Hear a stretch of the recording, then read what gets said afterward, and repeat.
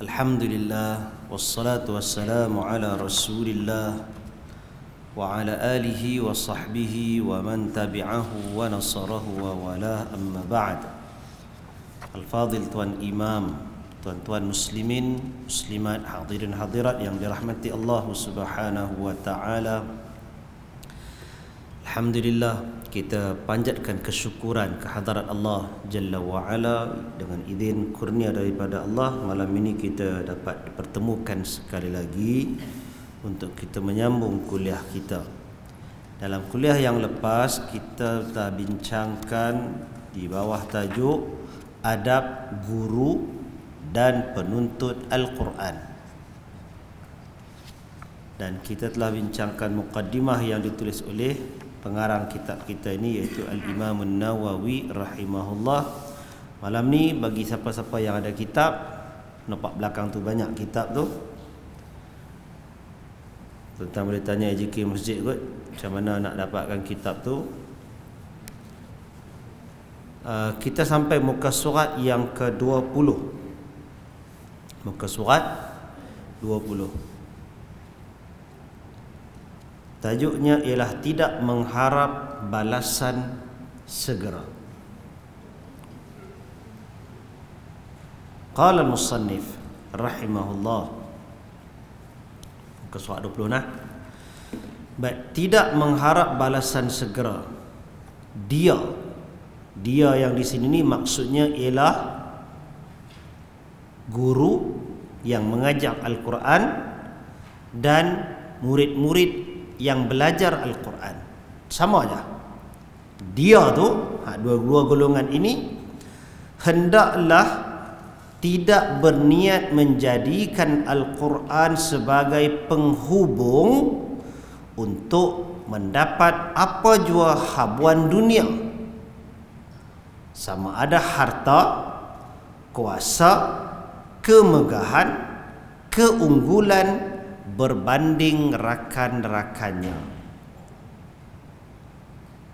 ujian dan perhatian manusia atau seumpamanya. Jadi ini peringatan yang penting disebutkan oleh pengarang kitab kita ni. Orang yang mengajar, orang yang ajar Al-Quran dan yang belajar Al-Quran mestilah tidak meniatkan Al-Quran yang dia ajar tadi ataupun Al-Quran yang dia pelajari tadi ni sebagai tunggangannya, sebagai tunggangan, penunggang agama lah maksudnya. Untuk apa? Tunggangan untuk mendapat habuan dunia. Habuan dunia tu apa? Habuan dunia tu boleh jadi harta, boleh jadi kuasa, boleh jadi pengaruh, penghormatan manusia lebih daripada orang. Maknanya yang mengajar Al-Quran nanti duk rasa dia yang paling elok bacaan berbanding orang lain. Wih, dia yang paling kuat hafalannya. Geng-geng hafal Quran kata paling masyi sekali hafalannya banding kawan-kawan yang lain. Hak paling sedap baca, yang paling betul sebutan, semua sekali tu bukan untuk dapatkan kemegahan. Tapi manusia ni tuan-tuan, kalau kita kata pasal nak dapat harta benda dunia, ada benda lah yang dia dapat, tu pun tak boleh. Tapi setengah orang tu dia cuma kira nak dapat megah ya. Dia nak rasa ada orang kata dia hebat. Bukan nak boleh duit pun. Duit pun dia tak dapat, apa pun tak ada, tapi dia dah syok orang kata dia hebat. Hak tu sebenarnya memang malang. Dunia dia malang, akhirat pun dia malang. Kalau yang mengejar ada kata, ada pangkat, kita kira memang tak berbalik juga nak mengorbankan akhirat. Tetapi ada benda lah dia dapat. Tapi hak tu pun kita tak benarkan, hak tu pun tak mau. Jadi pujian atau perhatian manusia dan yang sebagainya.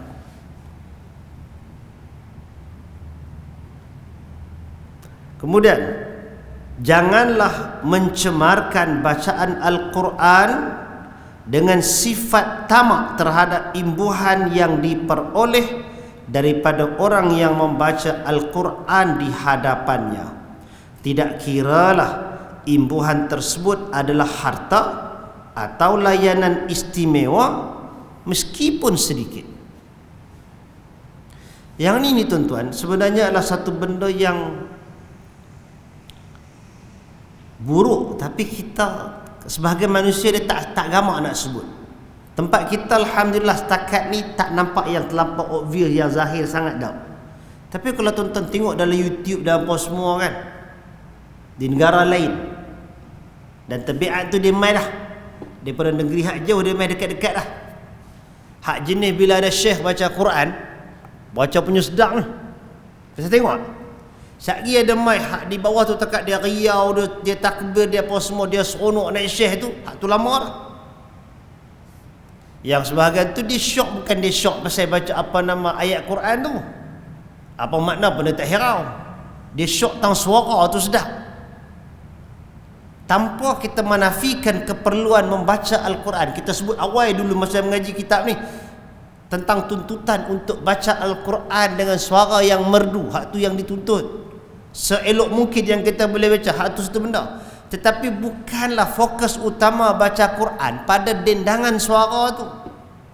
Seni maqamat dipanggil, ataupun Melayu panggil taranum tu, dia bukan ilmu Quran, dia ilmu suara, ilmu seni. Dia hanya bagi pelok tang ilmu yang ada tu, tapi itu bukan fokus utama.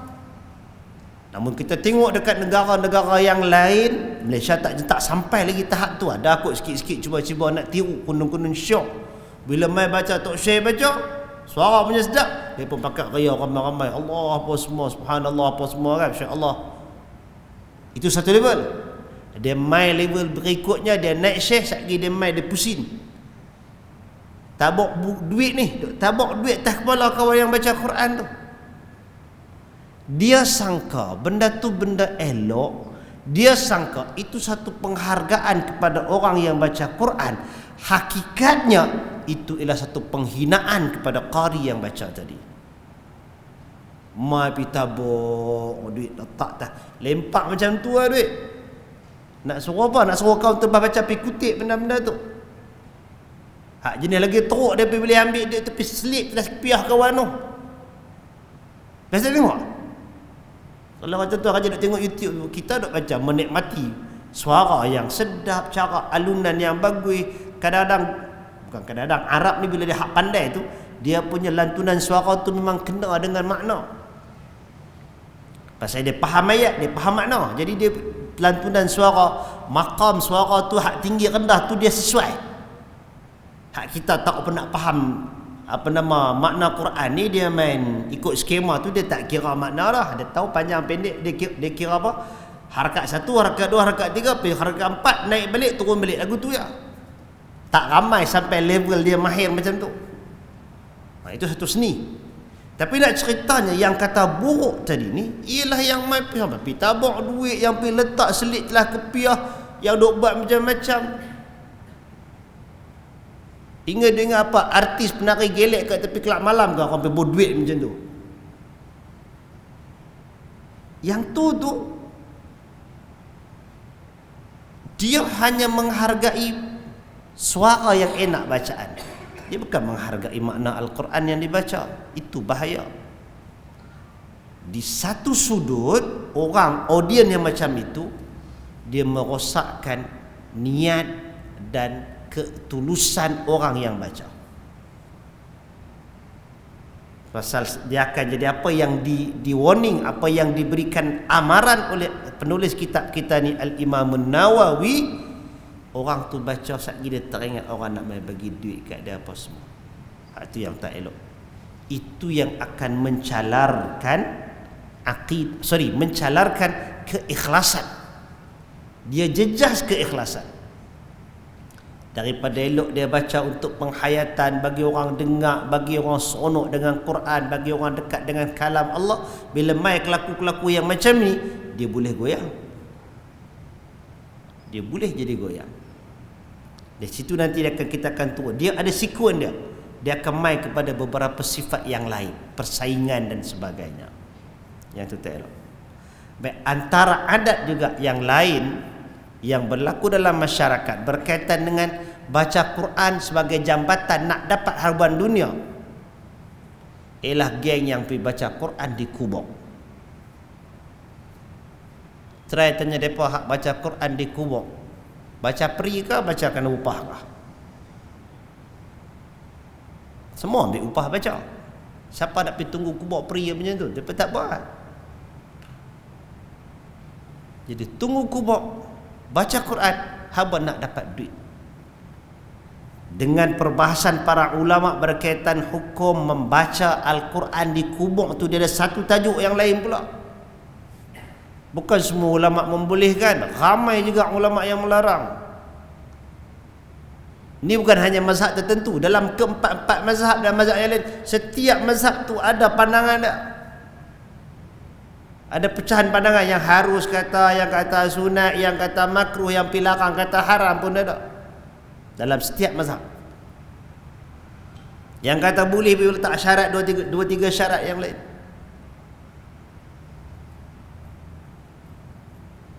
Cuma dalam ramai-ramai itu, yang pastinya tidak ada satu dalil yang sahih berkaitan fadilat membaca Al-Quran di perkuburan.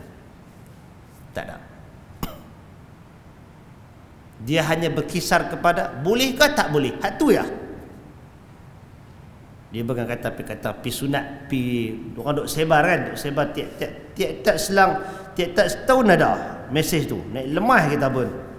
Apa nama tajuk tu? Kadang-kadang orang tanya tu kata, bukan hari tu jawab dah kata. Tajuk dia ialah ramai orang tidak sedar dan tidak tahu waktu afdal ziarah kubur. Roh ibu bapa ada tunggu di kubur, ada di kubur tunggu anak mereka. Ingat jadi duk kerja sekali dengan malaikat bertunggu kubur. Lepas tu dia pergi jual nama Imam Bukhari, dijual nama Abu Hurairah, dijual nama Nabi SAW. Dengan siap bagi dengan dia jual nama Imam Nawawi, dia jual nama seorang ustaz apa nama tak tahu. 4 kali 5 kali bohong dalam ni. Tu semua cerita merepek. Jadi cerita tajuk tadi kita dah bahas. Isu membaca Al-Quran di perkuburan ni perbahasannya ialah antara boleh dengan tak boleh ya. Harus dengan dilarang. Tu. Nak kata ada fadilat khusus apa semua tak ada. Tak ada dalil yang sahih. Tak palsu belum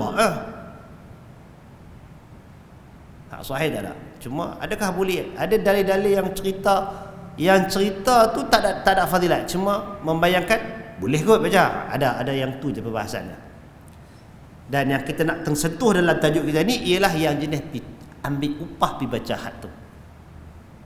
Dan ini kita katakan yang disebutkan oleh An-Nawawi mengharapkan balasan segera. Itu yang dilarang. Baik, hatta juga dalam bentuk hadiah yang sekiranya bacaan itu tidak diperdengarkan di hadapannya, pembaca Al-Quran tadi tidak memberikan hadiah kepadanya. Ini yang kita ceritakan tadi berlaku. Firman Allah Subhanahu wa taala, a'udzubillahi minasyaitonir rajim, wa man kana yuridu hartsad dunya nu'tihi minha wa ma lahu fil akhirati min nasib. Artinya, barang siapa yang mengkehendaki dengan amal usahanya kebaikan di dunia semata-mata, kami beri kepadanya daripada kebaikan dunia itu sekadar yang kami tentukan, dan ia tidak akan beroleh sesuatu bahagian pun di akhirat kelak. Surah Asy-Syura ayat 20. Ayat ni tuan-tuan, Allah Ta'ala mulakan dengan man kana yuridu harthal akhirati nazid lahu fi harthih. Barang siapa yang inginkan hasil tuaian akhirat, nescaya kami tambahkan untuknya hasil tuaiannya. Orang yang inginkan daripada amal ini ganjaran akhirat, dia bukan takat dapat hak yang dia inginkan, Allah Ta'ala janji Allah tambah daripada tu. Dan Allah warning pula, wa man kana yuridu harthad dunya. Siapa yang nakkan daripada amalan dia tadi, yang mana Al-Imamun Nawawi guna ayat ni untuk fokuskan pada tajuk orang yang baca Quran, mengajar Al-Quran, belajar Al-Quran. semata-mata untuk mendapat tuaian dunia, hasil ganjaran dunia, Allah Ta'ala kata nu'tihi minha, kami bagi dia nak itu, kami bagi yang daripada itu. Pun belum tentu bagi semua yang diinginkan, bagi setakat mana yang Allah nak bagi. Wa ma lahu fil akhirati min nasib. Hak ni yang paling takut. Dan tidak adalah untuk dia habuan daripada hari akhirat. Hari akhirat nanti dia tak ada habuan apa. Boleh dapatlah hak dunia. Hak dunia dia boleh dapat. Tapi habuan akhirat apa pun tak ada. Ini untuk orang yang inginkan habuan dunia daripada amalan. Jadi tuan-tuan yang dirahmati Allah Subhanahu wa taala, ayat ini related, berkaitan juga dengan apa yang selalu Nabi sebut, yang selalu kita ulang-ulang, yang selalu kita ulang dalam hadis yang mula-mula kita mengaji dulu, ada bab ikhlas. Nabi sallallahu alaihi wasallam sabdakan dalam hadis yang sangat masyhur, mana kita hadis kita baca pun dia akan keluar yang tu, innamal a'malu binniyat. Hanya saja amalan tu nak kira ibadat ke dia, bukan ke dia, adalah dikira daripada niat. Jadi di situ tuan-tuan, orang di kalangan ulama seperti Al-Ghazali dan sebagainya, bila sebut tajuk ikhlas ini, ulama letakkan cabaran untuk ketulusan ikhlas itu ialah keinginan terhadap habuan dunia. Ada banyak amalan yang Allah Ta'ala sebut ini amalan, tapi ada ganjaran dunia, habuan dunia yang disediakan. Ada habuan dunia yang boleh diraih. Macam umpamanya ibadat haji kan. Ibadat haji Allah Ta'ala kata liyashhadu manafi'alahum, untuk orang yang pergi haji ini menyaksikan manfaat-manfaat untuk diri mereka. Maknanya selain daripada pahala, ada manfaat dunia. Menunjukkan satu amalan itu selain ganjaran akhirat akan ada faedah dunia. Ada, benda tu ada. Tapi bagaimana ikhlas itu kita nak kawal dia supaya janganlah keinginan terhadap dunia mencari dan memusnahkan keinginan terhadap akhirat. Karena itu di kalangan ulama, antaranya seperti yang kita sebut tadi, Al-Ghazali, dia letakkan bila timbangan tu, kalau banyak dari sudut amalan tu tujuannya akhirat, hak mana banyak itulah ikhlas. Hak mana yang dia tercampur tengah-tengah jalan, teringat hak habuan dunia nak ambil daripada sini, yang tu part tu dia kalau istilah kita pakai demerit, tolak markah. Dia tak semestinya tinggal kosong langsung, tak ada pahala, tak semestinya. Tapi dia akan rosak, dia akan jejah. Dan jangan apa nama sambil lewat, ataupun jangan kita leka, kerana banyak juga amalan yang diberikan ancaman bila dia lari tune, rosak semua, tak tinggal apa, dia akan rosak. Itu yang kita bimbang, yang mana dalam ancaman Allah Subhanahu wa taala dalam ayat ini, man kana yuridu harthad dunya nu'tihi minha. Dia nak dunia, bagi. Yang kita takut hak dunia dapat tak apa. Yang kita takut wa ma lahu fil akhirati min nasib, tak ada bagi dia habuan di akhirat. Hak tu yang tak mau. Jadi yang dilarang oleh Al-Imam Nawawi, dilarang oleh para ulama yang lain, acara-acara, aktiviti-aktiviti, adat kebiasaan yang dilakukan oleh sebilangan masyarakat, bukan saja-saja nak pergi kacau adat, bukan saja-saja nak pergi cempok, nak bagi rosakkan orang, bukan saja nak pergi menjejaskan periuk nasi orang lain, dah. Tapi nak bagi tahu kebimbangan hampir ligan hak ni, habuan dunia yang sementara, bimbang dia terlepas akhirat tu. Itu antara benda yang bila kita kritik, contohkan amalan yang selalu kawan-kawan kita, ustaz-ustaz kita duk kritik, ialah yang mai semayang jenazah, habuan nak dapat sampai. Mau pedik sangat sampai nak dapat. Apa pedik? Dulu 2-3 ringgit, lain dia dah 5 ringgit. Dia kurang tu je kot, minyak naik sikit apa kata, dia tambah sikit 5 ringgit. Bukan nak dapat 50 ringgit seorang pun.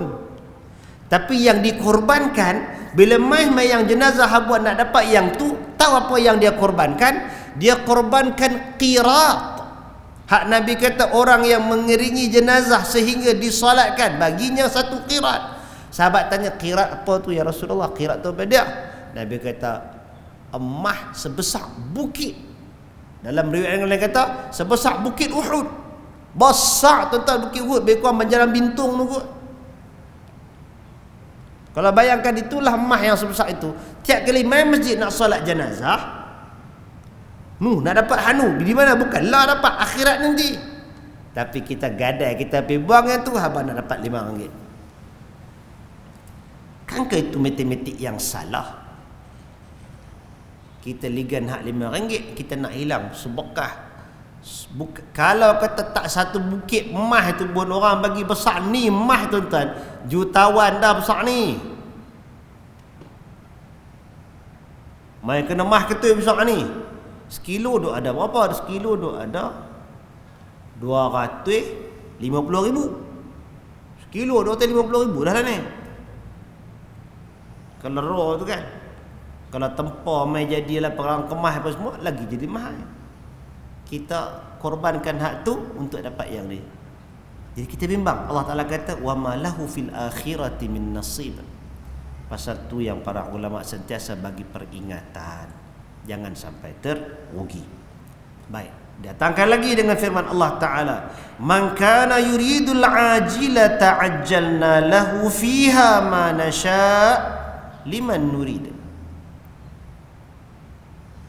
Artinya, barang siapa, man kana yuridul ajilah, barang siapa yang mengkehendaki kesenangan hidup dunia. Ajilah ni benda yang cepat. Hak dunia ni dah datang dulu kan sebelum akhirat. Siapa yang nak kehidupan dunia, ajjalna lahu fiha, nescaya kami akan segerakan untuknya dalam dunia. Nak kena kata benda dunia kan? Nah, bagi manasya daripada apa yang kami kehendaki.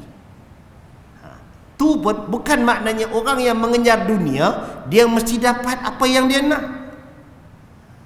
Orang yang pulun habis seluruh hidup dia untuk dunia, sama ada dengan cara halal ataupun dengan cara yang haram, belum tentu dia dapat semua yang dia mahu. Allah akan bagi takat mana yang Allah mau bagi. Manasya. Jadi bayangkan orang yang buat kerja halal, dia dapat setakat mana yang Allah rezekikan untuk dia. Ada banyak benda lain yang dia tak dapat. Orang yang buat kerja haram pun sampai dia langgar semua sekali, buat yang haram, buat benda yang dilarang, tunggang agama, pergunakan ayat Quran untuk habuan dunia. Bukan semua keinginan dia boleh dapat dengan melakukan benda yang macam tu.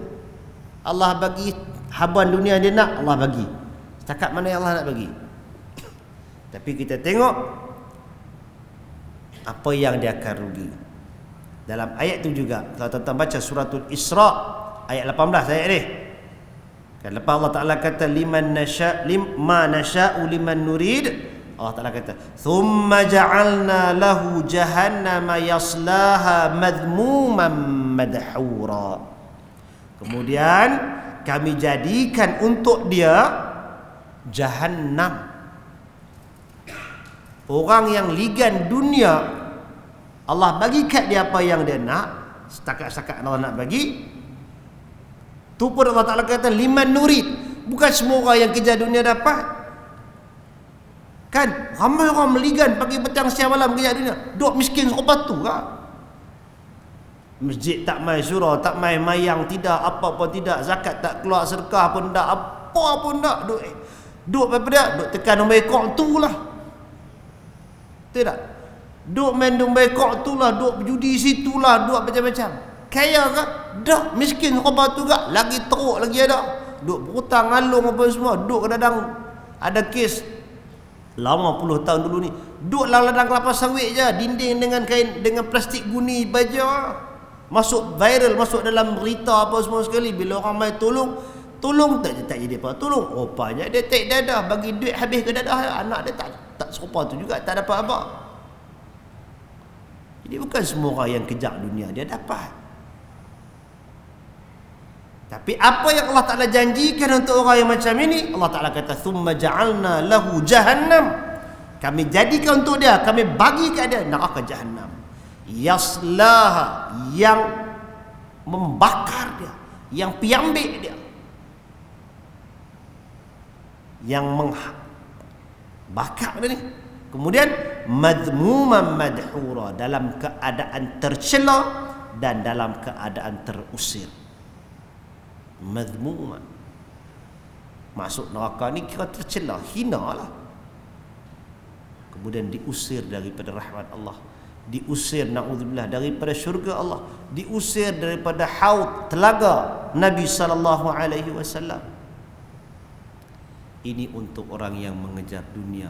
Dan ayat ini umum. Al-Imam Nawawi gunakan ayat ini untuk menjadi ancaman kepada orang yang mempergunakan Al-Quran, sama ada yang membacanya, yang mengajarnya, yang belajarnya tidak kerana Allah Ta'ala.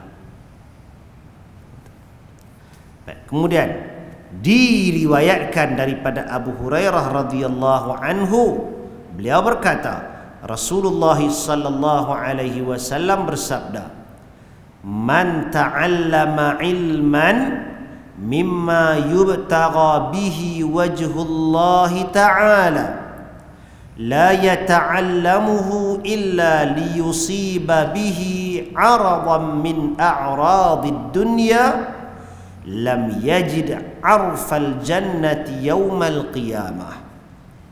Artinya, barang siapa yang mempelajari suatu ilmu yang sepatutnya belajar tu diletakkan harapan untuk mendapat keridaan Allah Ta'ala, namun dia tidak mempelajarinya melainkan inginkan suatu habuan dunia, maka dia tidak akan dapat mencium bau syurga pada hari kiamat.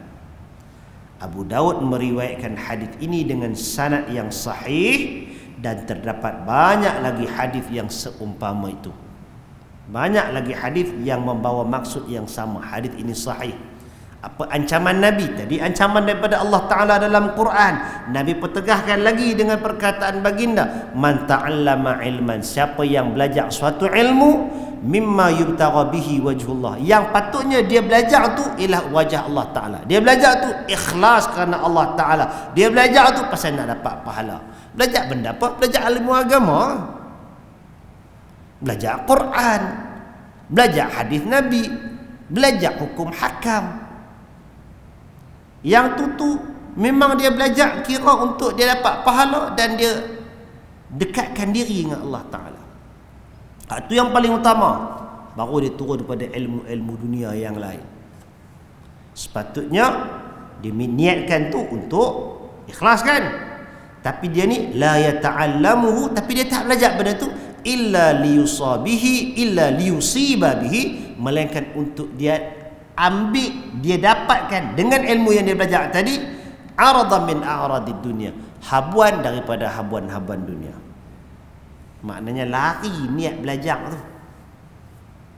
Tuan-tuan, ada manusia dia pulun pagi, petang, siang, malam berusaha belajar, tapi bukan dia untuk dekatkan diri dengan Allah Ta'ala. Kalau di kalangan zaman-zaman penjajahan dulu kan, ada golongan yang dipanggil orientalis. Orientalis ni tuan-tuan, cara pulun belajar ada lebih daripada orang Islam, terutamanya hak duduk di zaman penjajahan dulu tu, yang serba lemah agama tu. Orang kata agama bagaikan candu. Dia tak tahu apa agama ni, jahil. Takat main masjid macam tu, dalam duduk sembahyang masjid pergi kat kubur juga, pergi minta kat kubur juga. Dalam duduk pergi sembahyang masjid dia duduk minta kat wali-wali juga, duduk sangka wali boleh bagi ada kuasa untuk mentadbir alam. Mengaji tak bersungguh. Bahkan di satu ketika tu, zaman penjajahan ni, masa dulu mana ada orang terjemah kitab ni, bukan ada terbitan cantik-cantik, elok-elok rupa macam Quran Mushaf ni kan, tak ada. Ada tapi terhad. Yang ada ialah tulisan tangan oleh para katatib, dia panggil kutab, penulis-penulis ni. Dulu tak ada masa cetak kan, dia pakai tulis tangan.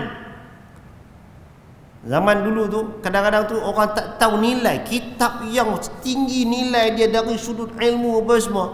Habuan orang guna bungkuih kacang kuda tepi jalan.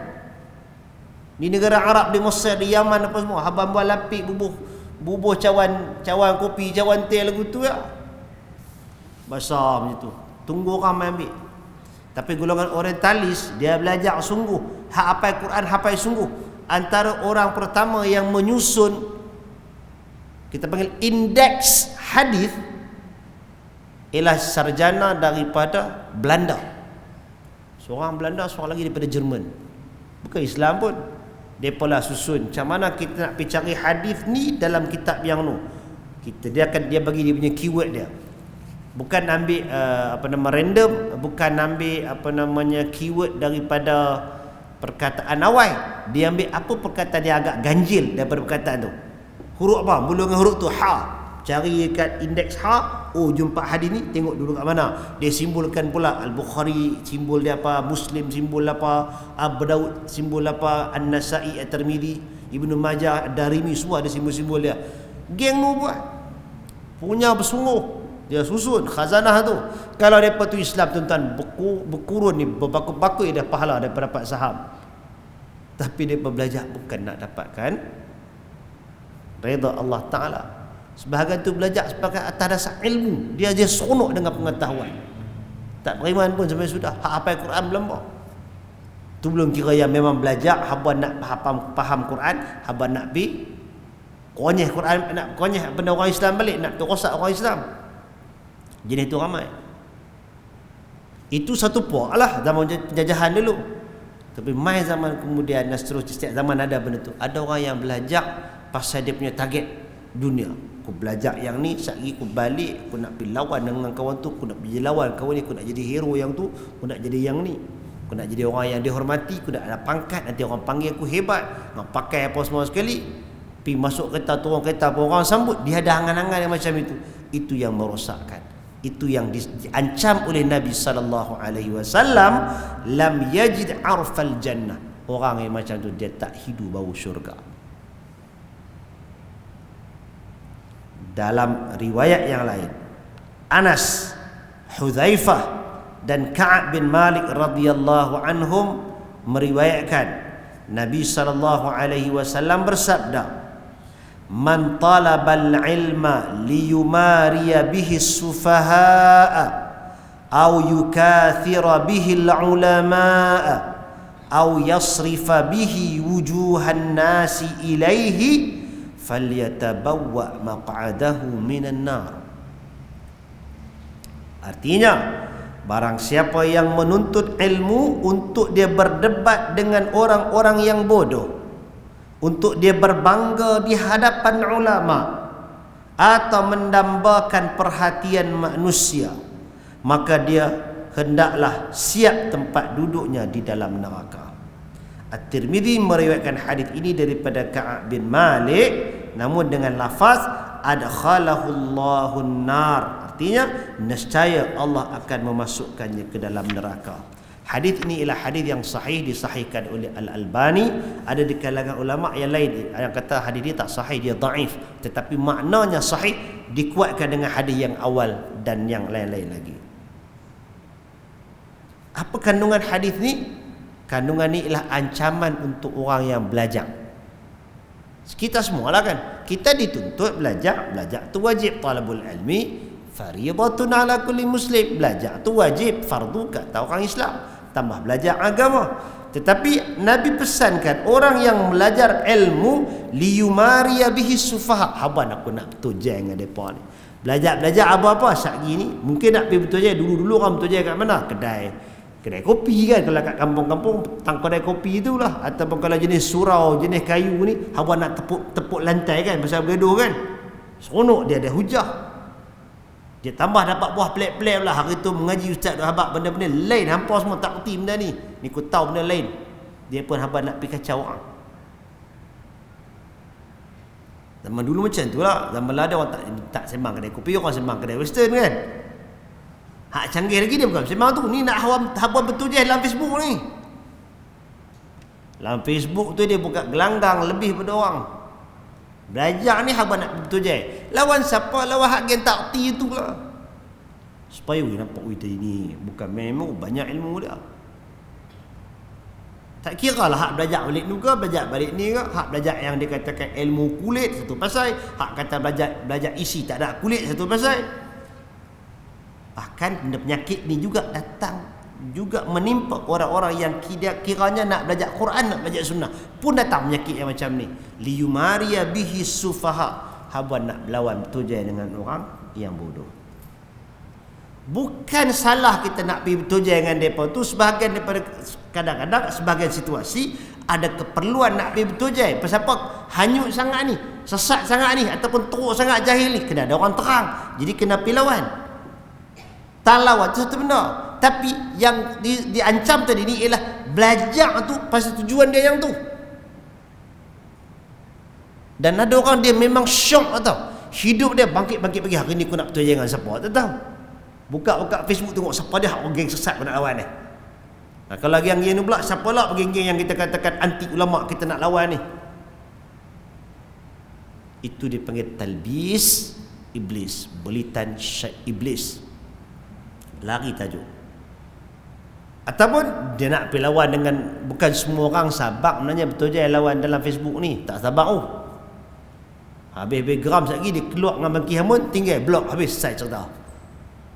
Cara paling senang tu lagi, kita pergi report dia punya page, biar kena gantung. Bukan orang semua sabar. Jadi ada orang dia tak sabar nak pergi melayan hak jenis yang tak erti ni. Dan tuan-tuan nak kena ingat satu benda, bila kita dalam Facebook ke media sosial mana ke, dulu-dulu ada forum apa kan?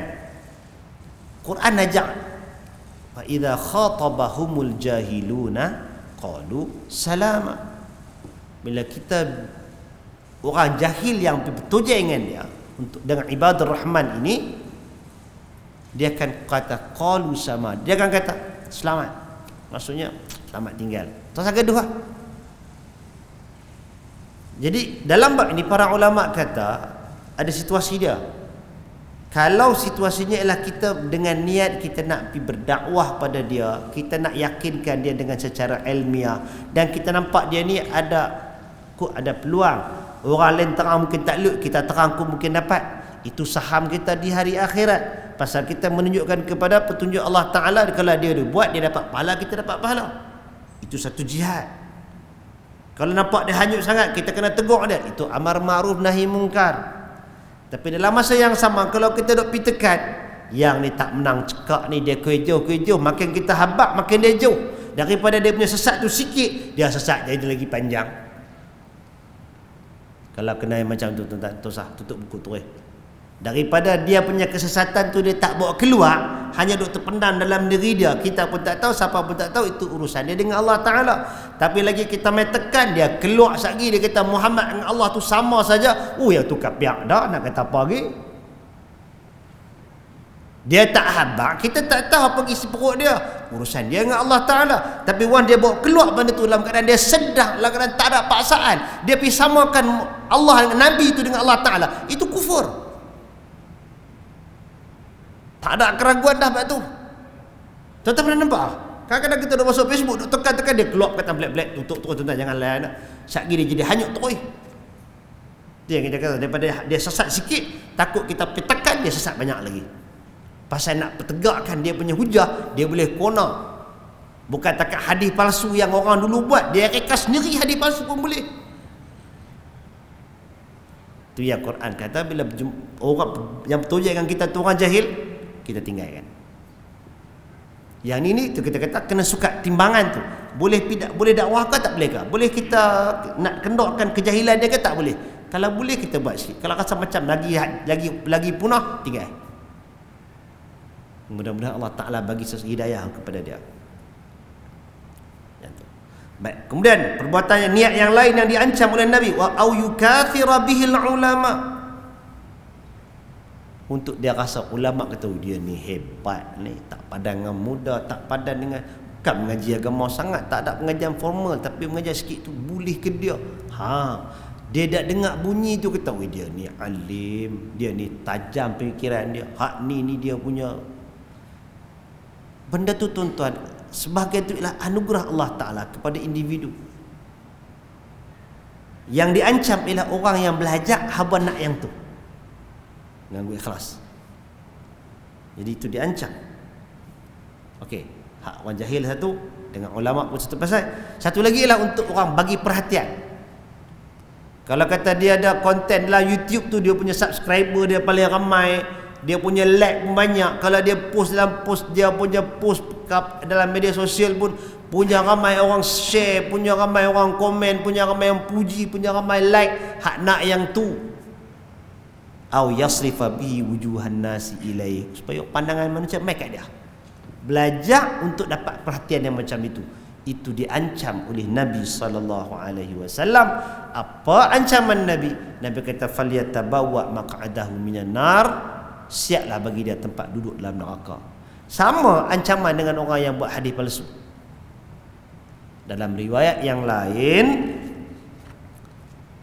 At-Tirmidzi kata Ka'ab bin Malik meriwayatkan daripada Nabi, adkhalahun nar, dia masuk neraka, dimasukkan oleh Allah akan dia itu ke dalam neraka. Hadirin mukminin yang dirahmati Allah Subhanahu wa taala. Jadi ini adab yang sangat penting yang ditekankan oleh Al-Imam Nawawi rahimahullah kepada guru-guru Al-Quran, penuntut-penuntut ilmu Al-Quran dan pembaca-pembacanya. Bukanlah spesifik Quran tu saja. Quran, huraian dia apa? Tafsir, ulum Quran yang lain ada cabang-cabang dia. Cabang dia ada ilmu qiraat. Apa tu, hak yang baca Quran bukan takat baca tu bagi betul sebutan, bagi betul makna, jangan lari. Panjang pendek harakat kena bagi sama, makhraj dan sifat huruf tu bagi betul husnul ada, sebagaimana yang turun kepada Nabi yang disebut oleh orang Arab yang fasih, hak main suara sedap. Benda tu ilmu, belajar. Tapi kita kena ikat, jaga niat kita supaya tidak dirosakkan oleh gangguan dan habuan untuk mendapatkan dunia yang sementara. Hadirin yang dirahmati Allah Subhanahu wa taala. Sekali lagi kita timbang berdasarkan ayat tadi, berdasarkan kepada hadis tadi, untuk orang yang berinteraksi dengan Quran, dia mesti letakkan, kita dah baca dah hari tu ni kan, apa nama, kelebihan orang yang baca Quran ni. Kita nak ligan yang tu je. Tuan-tuan baca balik daripada muka surat 9 tu, ada sebahagian tu didatangkan dengan hadis. Ada yang muka surat yang sebelum ni kan didatangkan dengan kelebihan. Baca yang tu, kita kata interaksi dengan Quran untuk dapat habuan yang tu. Niat yang lain, orang kata ustaz gini, kalau kita baca elok sikit orang bagi kita jawatan, orang bagi panggil kita merata, orang panggil kita yang tu. Yang tu sampingan, dipanggil faedah tambahan. Jangan jadikan dia sebagai teras niat kita. Pasal bila kita jadikan itu tonggak, rosaklah ikhlas kita. Jadi tuan-tuan yang dirahmati Allah, cukup sekadar tu. Insya nak masuk dah ni. Silakan, kalau ada tuan-tuan ada apa-apa nak bincang, kotlah ada benda nak bincang, nak sambung tajuk yang berikutnya pun panjang lagi, lebih lajak pula. Ada apa-apa?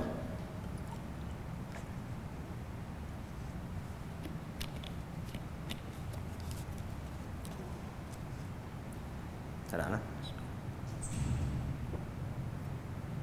Dan saya nak ulang sikit tadi, kritikan terhadap apa yang masyarakat lakukan yang kita sebutkan tadi. Ada isu ambil upah untuk baca Quran. Said Sabiq tuan-tuan dalam kitab Fiqh Sunnah menyebutkan tentang riwayat orang yang baca Quran kerana untuk mendapatkan upah. Al-akhidh wal mu'ti kilahuma haram. Dia kata orang yang ambil upah dan orang yang bagi upah, dua-dua haram. Itu untuk tajuknya ialah tajuk bagi upah untuk membaca Al-Quran supaya disampaikan pahalanya kepada si mati. Isu baca Quran untuk mayat ni, dia ada isu satunya, adakah pahala pembaca Quran itu sampai ke tidak kepada si mati. Itu ada khilaf di kalangan ulama. Tuan-tuan mungkin yang sebahagian tu pegang pendapat Imam Syafi'i yang disebut oleh Al-Imam Nawawi yang kata tak sampai. Tapi tuan-tuan juga kena tahu di kalangan ulama yang lain dengan hujah-hujah mereka kata dak, orang yang baca Quran ikhlas kerana Allah Ta'ala, lepas tu dia berdoa ke Allah Ta'ala supaya disampaikan pahala tu ada manfaatnya untuk semati. Itu ada khilaf perbahasan di kalangan ulama. Cuma hak geng yang kata tak boleh satu, yang kata boleh ni dia ada satu syarat lagi, mestilah orang yang membaca itu ikhlas. Satu. Yang keduanya ialah tanpa upah. Yang tu tak ada keraguan, tanpa upah. Kalau orang tuan-tuan tujuan dengan tuan-tuan tajuk pahala sampai, hampa kita tak sampai, ni ulama kami kita sampai, hak tu memang panjanglah cerita tu. Tuan-tuan nak pilih itu, dia nak pilih tu, tak apa. Tapi hak sepakat dua-dua ni ialah baca Quran dengan upah untuk disampaikan pahala, yang tu tak ada. Boleh ingat itu? Tidak untuk membaca Al-Quran, tidak juga untuk baca zikir lepas tu nak dapat upah. Dan upah ni bukan bentuk duit semata-mata. Duit pasal lah. Upah makan dengan nasi ayam, nak upah dengan nasi dalca, nasi tomato lauk, ayam masak merah, daging hitam, ada kuah dalca sikit, ada acar sikit, tu pun upah juga. Kalau tak main baca, dia pun tak bagi upah benda tu kan. Sopa dengan yang orang mai sembahyang jenazah yang kita sebut tadi, dia kata dak, ini bukan upah sembahyang, ini kita sedekah. Kalau dia sedekah, hak tunggu dalam van tak mau pergi sembahyang tu kena bagi sama. Hak tu dia pun tak bagi. Pasal apa tak bagi? Dia pun tak mai sembahyang. Tanda hak yang dia bagi tu upah. Kalau dia sedekah, dia sekah merata, dia bagi semua orang, dia boleh bagi. Jadi itu ialah hilah yang dikelabukan oleh syaitan supaya manusia ini keliru. Jadi tuan-tuan yang dirahmati Allah, mudah-mudahan Allah taufikkan kita dengan kebenaran. Aqulu qawli hadza wa astaghfirullahal azim li wa lakum. Assalamualaikum warahmatullahi wabarakatuh.